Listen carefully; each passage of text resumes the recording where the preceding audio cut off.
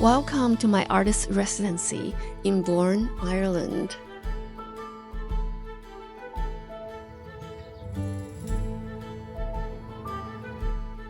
Here, trees whisper and stones remember. I began to paint in rhythm with the wind. Painting becomes a way to listen and to belong. Creativity feels endless. At night, I played tunes as old as the hills.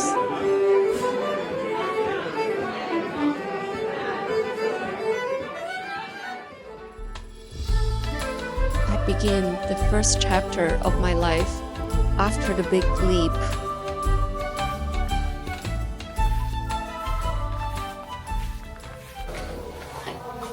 I'm getting ready to go outside for oil plein air.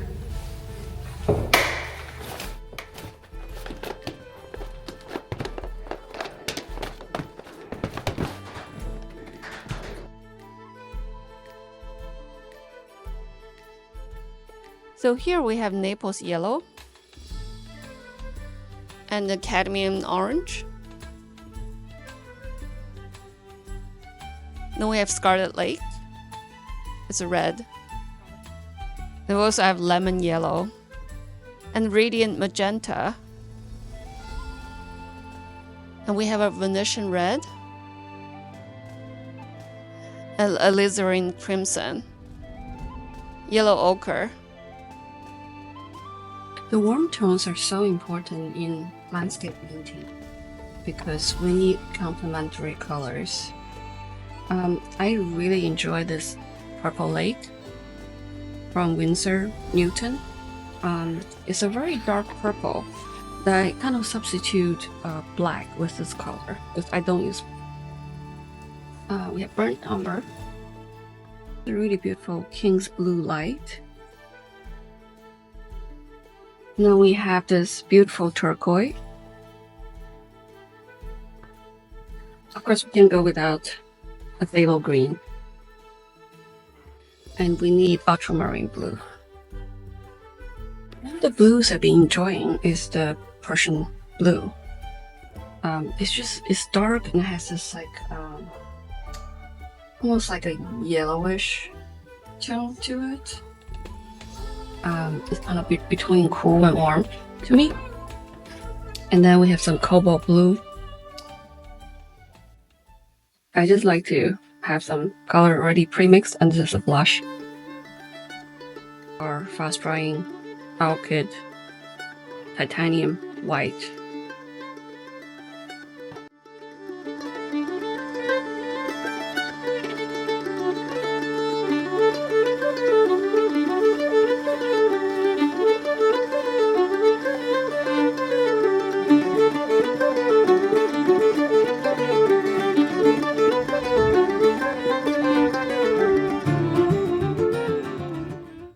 Here I'm using a New Wave U-Go plein air box in the smaller size, and I find it really easy to carry when I travel. I'm using a tinted canvas board at 12 by 9. Again, for plein air, it's easier to start with a smaller size, especially as a study. I like to start with some dark outlines just to map out the composition. As you can see here, I constantly wipe out the lines because I want to change the composition to make it work for my purpose. That's the charm of this medium because you can always wipe it out or cover it or layer it however you want. You can build texture with it. It's just really nice to work with oil. Here I'm blocking out some big shapes and colors and indicate the type of hue I'm gonna be using for certain areas. With landscape, especially lots of greens, it's especially important to map out and to have the correct value balance of the dark and the light and the midtones. Because once I have the understanding of the value, I can play around with the color choices. And the colors don't have to look exactly like what you see. It could be exaggerated.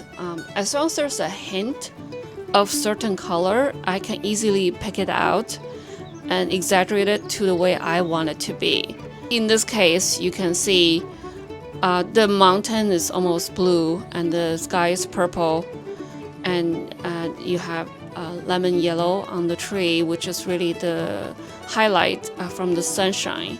And you have some light blue shaded rocks here,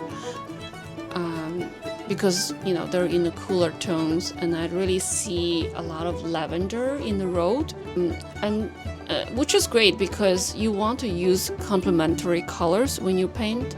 If everything is green, it's just gonna look really, really monotone and boring.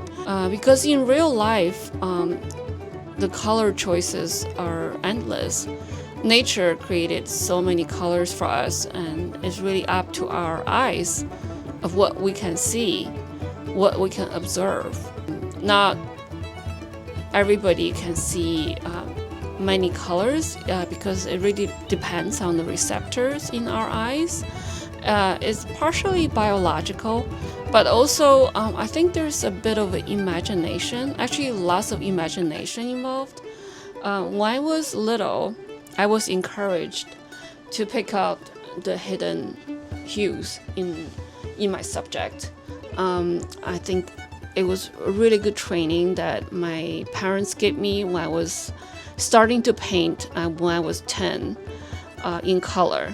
My first lesson in color, I was asked to paint a red apple without using the color red. I found it fascinating, so I did it. I figured out how to do it myself because to me, color is really subjective. So while I was looking at the apple, I could pick out all the subtle hues on the apple.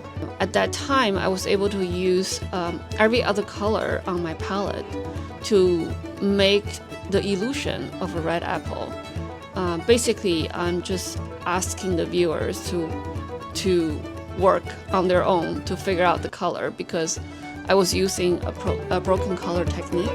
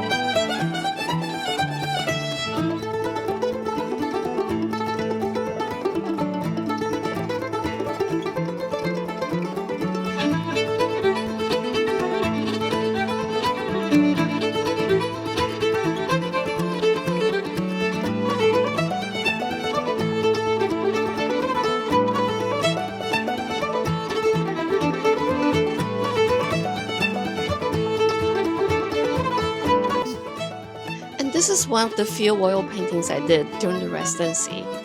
Thanks to a local collector, it's now found a new home. I'm really grateful for my audience who appreciate my art and understand my art. And I think people can see the feelings in my art, and it really has a personality. And let's check out what we have done on day 2. So here on my almost empty studio wall, I have 3 pieces.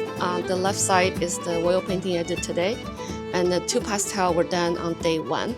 So I'm pleased. There's something special and magical about painting outside. I don't know what that is. It's very different from painting in the studio. It just gives me that inspiration I cannot get from looking at a photograph. And I really enjoy the sunny weather here. I can't wait to go out again. Thanks for watching. In the next episode, we'll explore the beautiful Bourne area and continue to create art. See you then.